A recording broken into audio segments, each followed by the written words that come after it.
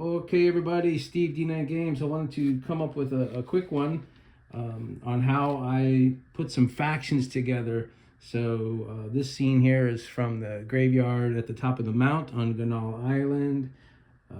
I put together some factions based on the Timbersprout 5. So everything's based on that because that's how you do it. You do build your campaign and your worlds one brick at a time. So we started out, I'll take you all the way back, Timbersprout, 300 BC, Albion, London area, Londinium. On the Pilgrim Trail to Timbersprout from Hoden Bay, that was 300 BC, now about 11 years later. So most of the Timbersprout kids are in their late teens, and Isabel starts what they later call the Frostbound Circle. So the first faction of Albion as far as the Celts are concerned. I know there was factions of Fomorian, factions of Elves, Corrigan, but with the Celts, one of the first main factions of record anyway was in 289 BC, the Frostbound Circle. And this was set up and founded by Isabel, Ezra the Mage, and of course, you know, Ezra has the alliance with the Copper Dragon in the underground, but they felt it important to continue to explore all knowledge, and even into, in this, they could be the ones that started the use of the orange elixir, and could very well be indirectly the cause or pioneers of vampirism in Albion. So that's the first faction, the Frostbound Circle, and that was set up by Isabel and Ezra. So there's Isabel. She started the Frostbound Circle. And about not even a year later, Sam started the Silent Partners. The Silent Partners are a roguish type faction who ally themselves with the Underground Elves, which is a faction of elves that were a little more altruistic. They were sent away from Erland and found themselves in the underground, which might be the equivalent of some dark elves, but they're not bad in any way. They're just trying to keep things as true to form as possible and not allow the Celts, let's say, to expand and explore and do their own thing. So that is Sam's faction. About 7 years later, Edward, and he had a cult following even before this, but officially Edward starts in 281 BC, the Brotherhood of the Divine Light. So what was once a cult and kind of a following became a full-fledged faction where Edward the Druid was able to put together quite a following, probably the biggest of the five factions. And that's where a lot of the priests know him to be the head priest of all priest kind of Albion. About a decade later, 269 BC, Bastion, in his retirement age at around 45 years old, started the Royal Vanguard, which is with a mission of keeping everything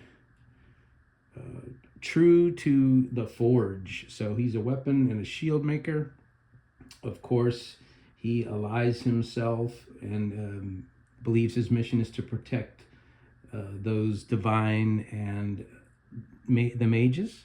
So kind of the squishies in the group most of the time. Not necessarily Edward, but the divine or the priests and the mages was one of Bastion's missions with his faction, the Royal Vanguard. And then the last of the five, about 4 years later, was put together by Blake. Blake, as you know, one of our five, Timbersprout 5, is a scout ranger type.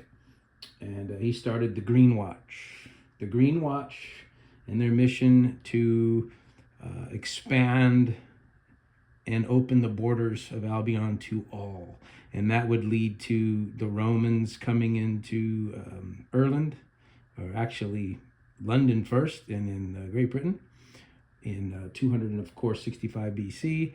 So we can think that maybe Blake's faction opened the floodgates to migration, where Bastion wants to keep things a little more old school and allies himself with the mages and the priests.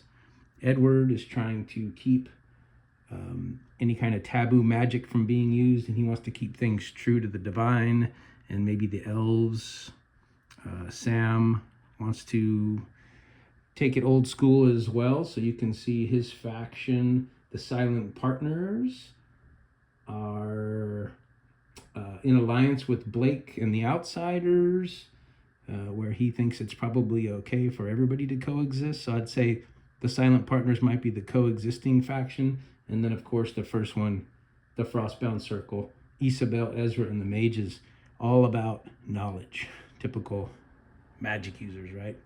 So there's some factions that I put together for probably pointing toward season 3 or the retirement of these groups. So we take ourselves, we're currently on Tuesday at 45 AD, which is about 340 years after the Timbersprout 5. So these factions are going to play a factor when I start to run the game on Tuesday.